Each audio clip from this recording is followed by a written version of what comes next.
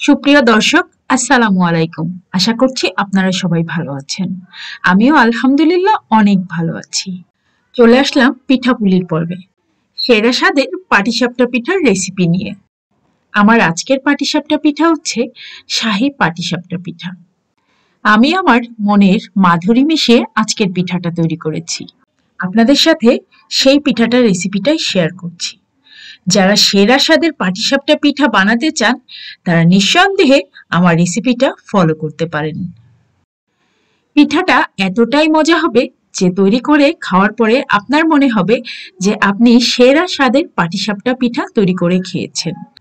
ইউটিউবে আমরা পাটিসাপটা পিঠার যতই ভিডিও দেখি সব পিঠাই নরম হয় বা একটু নরম টাইপের হয় পাটিসাপটা, কিন্তু এই পাটিসাপটা পিঠাটা বাইরে থেকে ভীষণ ক্রিস্পি আর ভিতর থেকে নরম তুলতুলা।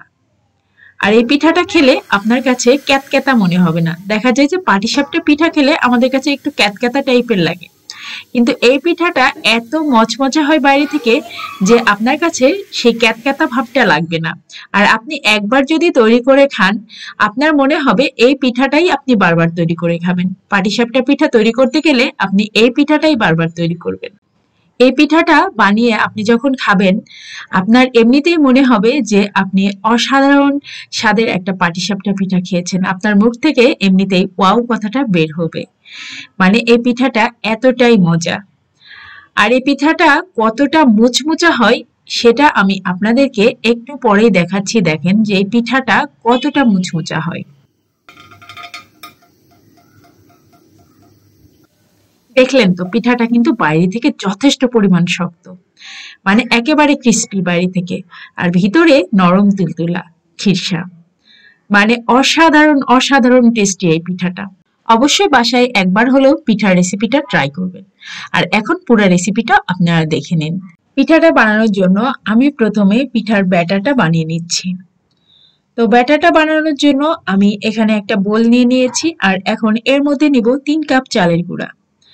আমি এখানে 3 কাপ চালের গুঁড়া নিব, আর ময়দা নিব হাফ কাপ। 3 কাপ চালের গুঁড়ার সাথে হাফ কাপ ময়দা, সাথে গুঁড়া দুধ যাবে হাফ কাপ। আর এখানে চিনি দিচ্ছি 3/4 কাপ।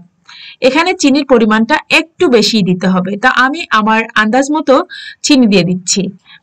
এখানে 3/4 কাপের মতোই চিনি দিতে হবে, এতে করে পিঠাটা ক্রিস্পি হবে। চিনির পরিমাণ একটু বেশি দিলে পিঠাটা ক্রিস্পি হয়। আর এখন দিয়ে দিচ্ছি গুঁড়া দুধ। গুঁড়া দুধ দিয়ে দিলাম হাফ কাপের মতো। দেখতে পেরেছেন, হাফ কাপের মতো গুঁড়া দুধ দিয়ে দিলাম। আর এখন আমি নর্মাল তাপমাত্রার মানে নর্মাল পানি দিয়ে এটাকে মিশিয়ে নিব। তো শুকনো উপকরণগুলো সব একসাথে মিশিয়ে নিচ্ছি। ও এর মধ্যে আমি কিন্তু লবণও দিয়েছি, লবণ পরিমাণ মতো। যে যে যার যার স্বাদ অনুযায়ী লবণ দিবেন। কেউ কেউ আছেন যে মিষ্টি খাবারে লবণ পছন্দ করেন না, তারা লবণ অ্যাভয়েড করবেন। আর যারা লবণ একটু দিলে ভালো লাগে তারা লবণ দিবেন। আমার যেমন মিষ্টি খাবারে একটু লবণ না দিলে ভালো লাগে না। এখন নরমাল পানি দিয়ে ব্যাটারটা গুলে নিচ্ছি। তো ব্যাটারটা গোলানোর আগে আমি অল্প অল্প করে পানি দিব, আর অল্প অল্প করে ব্যাটারটাকে মাখাবো আর কি। তো এক্ষেত্রে আপনারা কিন্তু লিকুইড নরমাল টেম্পারেচারে দুধটাও ইউজ করতে পারেন। আমি যেহেতু গুঁড়া দুধ দিয়েছি সেজন্য এখানে আমি আর দুধ দেওয়ার প্রয়োজন মনে করলাম না। আর রান্না করবেন হাত লাগাবেন না তা তো হতে পারে না, তাই না? হাতের স্পর্শ লাগবেই রান্না করতে গেলে। অনেকে আছে বিটার কিংবা স্প্যাচুলা দিয়ে মিক্স করতে পছন্দ করেন, বাট আমার ক্ষেত্রে উল্টা। আমার হাত না লাগালে আমার মনে হয় যে আমার রান্নার টেস্টটা কমে যায়, তাই আমি হাতের সাহায্যেই সবকিছু মাখিয়ে নিই। আর এই তো একটু খেজুরের গুড় দিলাম জাস্ট কালারের জন্য, কালারটা যেন একটু সুন্দর আসে সেজন্য হালকা একটু খেজুরের গুড় দিলাম জাস্ট কালারের জন্য, তাছাড়া আর কিছুই না। এর মধ্যে তো আমি চিনি দিয়েছি যথেষ্ট পরিমাণ, আর খেজুরের গুড়টা শুধু পিঠার যেন বাইরের কালারটা খুব সুন্দর আসে সেজন্যই দিলাম। পিঠার ব্যাটারের কনসিস্টেন্সিটা নিশ্চয় দেখে বুঝতে পারছেন, একেবারে খুব বেশি মানে ঘন না, আবার খুব বেশি পাতলাও না। ঠিক চিতই পিঠার ব্যাটারটা যেভাবে বানানো হয় ঠিক ওরকমই চিতই পিঠার ব্যাটারের মতোই পাতলা করে বানাতে হয়, যেন তাওয়াতে সুন্দর মতো ছড়াতে পারি। আর এখন আমি ভিতরে খিরসাটা তৈরি করে নিব। আর খিরসাটা তৈরির জন্য প্রথমে আমি গাওয়া ঘি দিব। তো তো কড়াইতে আমি যে গাওয়া ঘিটা ইউজ করছি সেটা আমার নিজের হাতে তৈরি করা গাওয়া ঘি। আর এই ঘিটার ফ্লেভার এত ভালো, মানে এটা আমি আসলে বলে বোঝাতে পারবো না। এটা হচ্ছে সরের ঘি। কাঁচা দুধের সর থেকে যেই ঘিটা তৈরি হয় সেটার ফ্লেভারটা একরকম, আর জাল দেওয়া দুধের সর থেকে যেই ঘিটা তৈরি হয় সেটার ফ্লেভারটা কিন্তু আরেক রকম। এখন দিয়ে দিলাম 4-5টা এলাচ ফল, আর দিয়ে দিলাম পোলার চালের সুজি। পোলার চালের সুজিটা আপনি কিন্তু পোলার চালটাকে কিছুক্ষণ ভিজিয়ে রেখে ইনস্ট্যান্ট গ্রাইন্ডারে গ্রাইন্ড করে বা ব্লেন্ডারে ব্লেন্ড করে নিলে সুজিটা তৈরি হয়ে যাবে। আর এখানে আপনি এই পোলার চালের সুজিটাই ইউজ করবেন, আদারওয়াইজ কিন্তু এই শাহি ফ্লেভারটা পাবেন না। আর এই পোলার চালের সুজিটাকে ভেজে নিতে হবে গাওয়া ঘি দিয়ে, তাহলে কিন্তু আপনি এই শাহি ফ্লেভারটা পাবেন না। আর তাছাড়া আমি এখানে যে দুধটা ইউজ করেছি সেটা কিন্তু ঘন করে জাল করে রাখা দুধ, তাই এটার টেস্ট এত ভালো আসে যা বলে বোঝাতে পারবো না। তাছাড়াও আমি এটার মধ্যে দিয়েছি ছানা। তো দেখতে পাচ্ছেন যে দুধের উপরে কিন্তু অনেক মোটা সর পড়েছে। আমি সরটাকে সরিয়ে দুধটা দিচ্ছি। দুধটা অনেক ঘন করে আমি জাল করে রেখেছিলাম। এখানে আমি দুধের পরিমাণটা একটু বেশি দিচ্ছি, যদিও ঘন দুধ তারপরেও আমি একটু বেশি দিচ্ছি যেন খিরসাটার টেস্ট খুবই ভালো আসে। আর খিরসাটা আমি রান্না করব খেজুরের গুড় দিয়ে। উপরের অংশটাতে আমি চিনির পরিমাণ বেশি দিয়েছি, আর ভিতরে যে খিরসাটা দিব পাটিসাপটায় সেটাতে আমি সম্পূর্ণটাই খেজুরের গুড় দিয়ে করব। তো খেজুরের গুড়টা আমি আগে থেকে এটাকে জাল করে খেজুরের গুড়ের লালি তৈরি করে রেখেছি, যেন এই দুধটার মধ্যে দেওয়ার সাথে সাথে দুধটা নষ্ট না হয়ে যায়। অনেক সময় দেখা যায় যে খেজুরের গুড় দুধের মধ্যে দেওয়ার সাথে সাথে দুধটা নষ্ট হয়ে যায়, ফেটে যায়। তো সেক্ষেত্রে আমাদের কিছু ছোটখাটো ভুল সংশোধন করে নিলে দেখা যায় যে এই কাজটা আর হয় না। খেজুরের গুড়ের পাটালিটাকে যদি আপনি আগে থেকে জাল করে ঠান্ডা করে রাখেন তাহলে কিন্তু দুধের মধ্যে দিলে দুধটা ফেটে যাবে না, আর খুব সুন্দর মতো আপনি পিঠা পুলি সব তৈরি করতে পারবেন। অনেক সময় অনেকেই কমপ্লেন করেন যে খেজুরের গুড়টা দুধের মধ্যে দিলেই দুধটা ফেটে যায়। এটা কিন্তু আমাদের ছোটখাটো সামান্য একটু ভুলের কারণে হয়ে যায়। ডিরেক্ট কখনোই গুড়টাকে দুধের মধ্যে দিতে যাবেন না, অবশ্যই গুড়টাকে আগে থেকে জাল করে ঠান্ডা করে রাখবেন। আর এই তো আমার খিরসা প্রায় রেডির পথে। তো আমি আরেকটু ঘন করে নিব, যেহেতু এটা পুর হিসাবে পাটিসাপটার ভিতরে যাবে, আর খিরসাটা সম্পূর্ণ ঠান্ডা হওয়া পর্যন্ত আমি ওয়েট করব। তো এই তো খিরসা প্রায় হয়ে এসেছে, আর এখন আরেকটু জাল করে নিয়ে এরপর ঠান্ডা হয়ে যাবে যখন, আমি তখন আমার রেডি করে রাখা যে ছানাটা আছে সে ছানাটা আমি এর মধ্যে মিশিয়ে দেব। এখন কিন্তু আমি ছানাটাকে মেশাবো না, মেশাবো একদম লাস্টের দিকে। এখন আমি এই খিরসাটার ভিতরে গুঁড়া দুধ দিব। গুঁড়া দুধ দেওয়ার কারণ এটা আরো বেশি টেস্টি হবে, তো সেজন্য আমি একটু গুঁড়া দুধ দিয়ে দিলাম। এখানে আমি 3 টেবিল চামচের মতো গুঁড়া দুধ দিয়েছি, আপনারা চাইলে আর একটু বেশিও দিতে পারেন। আমি যেহেতু ঘন করে রাখা দুধ দিয়েছিলাম খিরসাটা রান্না করার সময়, সেজন্য আমি এখানে গুঁড়া দুধ এত বেশি দিলাম না, 3 টেবিল চামচের মতোই দিলাম। এই গুঁড়া দুধটা দেওয়ার কারণে এর টেস্টটা আরো বেড়ে যাবে। আর সবশেষে আমি এটার মধ্যে অ্যাড করব ছানা। যে ছানাটা আমি কিছুক্ষণ আগে তৈরি করেছি, বাট ছানা তৈরির ভিডিওটা আমার করা হয়নি, তো আপনাদের সাথে শেয়ার করতে পারছি না।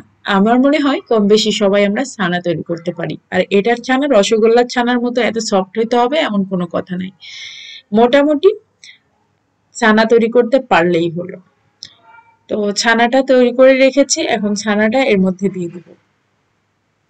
এদিকে কিন্তু খিরসাটা আমার রেডি হয়ে গিয়েছে, দেখতে পাচ্ছেন। ঠান্ডা হলে আরেকটু জমে যাবে, তাই আমি আর জাল করব না। এখন এটাকে আমি নামিয়ে রেখে দেবো এক সাইডে, এটা ঠান্ডা হবে, তারপরে এটার সাথে আমি ছানাটা মিশাবো।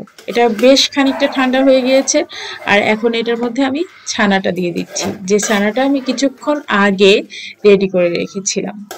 তো সেই ছানাটা এখন এটার মধ্যে দিয়ে দিচ্ছি। ছানাটা দেওয়ার পরে ছানাটাকে খুব ভালো মতো এই খিরসার সাথে মিশিয়ে নেব। তারপরে আমি পাটিসাপটা পিঠাটা তৈরি করতে যাব। পাটিসাপটা পিঠার ব্যাটারটা তো আমি আগেই তৈরি করে রেখেছি, এতে করে ব্যাটারটা এতক্ষণে আরো সুন্দর মতো সেট হয়ে গেছে। আর আমার ছোট বেবিটা বারবার এসে এসে দেখছে যে আমার পাটিসাপটা পিঠা কত দূর তৈরি হলো। সে তো খাওয়ার জন্য অপেক্ষা করছে, তাকে তো দেখতেই হবে। তো এই তো মিশিয়ে নিচ্ছি আমি এখন। পাটিসাপটার এই খিরসাটা ভীষণ মজা হয় আর আমার বেবিটা খুব পছন্দ করে। অলরেডি তাদের অনেকখানি খাওয়া হয়ে গেছে খিরসা। তো আমি বাদবাকি যেটুকু ছিল সেটুকুর মধ্যে ছানাটা মিশিয়ে দিলাম। ছানা মেশানোর আগেই তারা খেয়ে নিয়েছে, কারণ তাদের কাছে খিরসাটা খুব ভালো লাগে। পাটিসাপটার খিরসা যদি ভালো হয়, পিঠার টেস্ট আরো ডাবল বেড়ে যায়। খিরসা ভালো না হলে কিন্তু পিঠার টেস্ট মোটেও ভালো লাগে না। তো আমি এখানে নন স্টিকের একটা ফ্রাই প্যান ইউজ করেছি। আপনারাও এরকম নন স্টিকের ফ্রাই প্যান ইউজ করবেন, এতে করে পিঠাগুলো তুলতে সুবিধা হবে। আমি কিছুটা ঘি ব্রাশ করে নিচ্ছি ফ্রাই প্যানে, এতে করে পিঠাটা আরো সহজে উঠে আসবে। তো আমি এই যে ঘিটা ব্রাশ করে নিলাম, আপনারাও কিন্তু ঘিটা ব্রাশ করে নেবেন, এতে করে পিঠার টেস্টটা আরো বেশি শাহি ফ্লেভার হয়। তো এখন পিঠার ব্যাটারটা আমি দিয়ে দিব। তাওয়াটা বেশ পরিমাণ গরম হতে হবে, এটা কিন্তু খুব গুরুত্বপূর্ণ। তাওয়াটা গরম হওয়ার আগ পর্যন্ত কিন্তু পিঠার ব্যাটার দেয়া যাবে না। তো তাওয়াটা গরম করার পরে পিঠার ব্যাটারটা দিবেন। পিঠার ব্যাটারটা দেওয়ার পরে সুন্দর করে এভাবে ফ্রাই প্যানটাকে ঘুরিয়ে ঘুরিয়ে আপনারা ব্যাটারটাকে ছড়িয়ে নেবেন। পাতলা একটা রুটির মতো হবে আর কি। এখন এটাকে একটু ঢাকনা দিয়ে ঢেকেও দিতে পারেন, আবার নাও দিতে পারেন। তো আমি একটু ঢাকনা দিয়ে ঢেকে দিয়েছিলাম। তারপরে এই যে খিরসাটা দিলাম, আর ওয়েট করবেন যেন পিঠাটার এই যে রুটিটার নিচটা একটু বেশি ভাজা ভাজা হয়। তো নিচটা বেশ ভাজা ভাজা হলেই আমি এই পিঠাটা উল্টাচ্ছি, এতে করে পিঠাটা খুবই ক্রিস্পি হয়। আর পিঠার এই যে ব্যাটারটা গুলানোর সময় আমি চিনি দিয়েছিলাম, এই চিনিটার কারণেও কিন্তু অনেক বেশি ক্রিস্পি হয়। তো দেখতেই পাচ্ছেন আমার একটা পিঠা বানানো হয়ে গেল, মুচমোচা ক্রিস্পি পাটিসাপটা পিঠা। পিঠাটা খেতে ভীষণ মজা। তো আমি এভাবে করে সবগুলা পিঠা বানিয়ে নিচ্ছি। পাটিসাপটা পিঠাটা আমাদের বাসায় সবচেয়ে বেশি পছন্দ করে আমার বড় মেয়ে। তো তার জন্যই আমার আজকের এই শাহী পাটিসাপটা পিঠা তৈরি করা। এই রাজকীয় স্বাদের পিঠাটা আমি আমার মেয়ের জন্যই তৈরি করছি, কারণ আমার মেয়ে এই ধরনের পিঠা খেতে খুব পছন্দ করে। আর আমি আমার মেয়ে যেটা খেতে পছন্দ করে সেটা রান্না করতে খুব পছন্দ করি। এভাবে করে একে একে আমি সবগুলা পিঠা বানিয়ে নিব। আর দেখেন আমি দেখাচ্ছি পিঠাটা কতটা মুচমুচা হয়েছে। পিঠাটা অনেক মুচমুচা, দেখতে পারলেন তো। পিঠাটা খেতে খুবই ভালো লাগে, একেবারে রাজকীয় স্বাদের পাটিসাপটা পিঠা। তো অবশ্যই বাসায় একবার হলেও ট্রাই করবেন, আর ট্রাই করে আমাকে অবশ্যই বলবেন যে আপনাদের পিঠাটা কেমন হয়েছিল। পিঠার ভিতরে পুরটা যেহেতু খুব মজার, তারপরে পিঠার ব্যাটারটাও গোলানো হয়েছে খুব মজা করে, পিঠা তো মজা হবেই, এটাই স্বাভাবিক। পুরটা বানানোর সময় খুব টেস্টি করে বানাতে হবে। পিঠার পুরটা যখনই ভালো হবে পিঠাটার স্বাদ কিন্তু ডাবল বেড়ে যাবে। তো এই তো আরেকটা পিঠা হয়ে গেল। আমার মুচমুচা পাটিসাপটা পিঠা একের পর এক এখন হয়ে যাবে। অনেকেই আছেন যারা পাটিসাপটা পিঠা বানাতে ব্যর্থ হন, তাদের জন্য বলছি যে অবশ্যই ফ্রাই প্যানটা নন স্টিকের ইউজ করবেন, এতে করে আপনার ব্যর্থ হওয়ার সম্ভাবনা একেবারেই নেই। খুব সুন্দর মতো পিঠাগুলা উঠে আসবে। আর এরকম মচমচা শাহী পাটিসাপটা আপনি নিজে ঘরে বসেই বানাতে পারবেন। আর ঘরে বানানো যে কোনো খাবারের স্বাদ ও গন্ধ যে বাইরের খাবারের তুলনায় হাজার গুণ ভালো, সেটা আমরা সবাই জানি। আর আমার বাচ্চারা তো আমার তৈরি খাবার ছাড়া খেতেই চায় না। এই তো এক এক করে আমি সব পাটিসাপটা বানিয়ে নিচ্ছি। আমার একটা বান্ধবী আছে যে সবসময় বলে যে পাটিসাপটার ঘাড় নাকি খুবই তেড়া। আসলে পাটিসাপটার ঘাড় মোটেও তেড়া না। পাটিসাপটার ঘাড়টা সোজা করতে হলে এরকম ননস্টিকের ফ্রাই প্যান লাগবে। আমি পিঠাগুলা তৈরি করছি, আমার বাচ্চারা গরম গরম পিঠা খাচ্ছে। আমার খুব ভালো লাগছে, কারণ আমার বাচ্চারা যখন আমার হাতের খাবারগুলা খায় আমার খুব ভালো লাগে। আর সবচেয়ে বড় কথা, বাচ্চারা খুব প্রশংসা করে। আমার বাচ্চারা এত বেশি প্রশংসা করে, আসলে আমি আপনাদেরকে বলে বোঝাতে পারবো না। তারা আমার রান্না করা যে কোনো খাবার খেয়ে বলে যে মানে এটাই মনে হয় পৃথিবীতে সবচেয়ে সুস্বাদু খাবার, তাই না মা? এই কথাটা শুনতে এত ভালো লাগে। তো রেসিপির বাইরেও অনেক কথা বলে ফেললাম। যাই হোক, এই তো আমার পিঠাগুলা একে একে খুব সুন্দর মতো তৈরি হয়ে যাচ্ছে। দেখে নিশ্চয়ই লোভ লাগছে আপনাদের। লোভ লাগলে কিছু করার নেই, সোজা কিচেনে ঢুকে যাবেন আর আমার রেসিপিটা ফলো করে বানিয়ে ফেলবেন। আর পিঠা বানানোর পরে অবশ্যই আমাকে কমেন্ট করে জানাবেন আপনাদের পিঠাগুলা কেমন হয়েছিল, আর আমার ভিডিওটা কেমন হয়েছে সেটাও আমাকে কমেন্ট করে জানাবেন। আর যারা ধৈর্য ধরে এতক্ষণ ধরে আমার ভিডিওটা দেখলেন তাদেরকে অসংখ্য অসংখ্য ধন্যবাদ। আর যারা আমার চ্যানেলটা সাবস্ক্রাইব করেছেন, চ্যানেলের সঙ্গে আছেন, তাদেরকে তো অসংখ্য অসংখ্য ধন্যবাদ জানাচ্ছি আমার চ্যানেলের সঙ্গে থাকার জন্য। আর যারা নতুন আজকে আমার ভিডিওটা দেখছেন, যদি ভিডিওটা ভালো লাগে অবশ্যই like, share and subscribe my channel and follow my Facebook page গৃহসুখন। এখন যেহেতু শীতকাল, বাসায় সবাই পিঠা বানাচ্ছেন কম বেশি, অনেকেই পিঠা বানান, আবার অনেকে বানান না।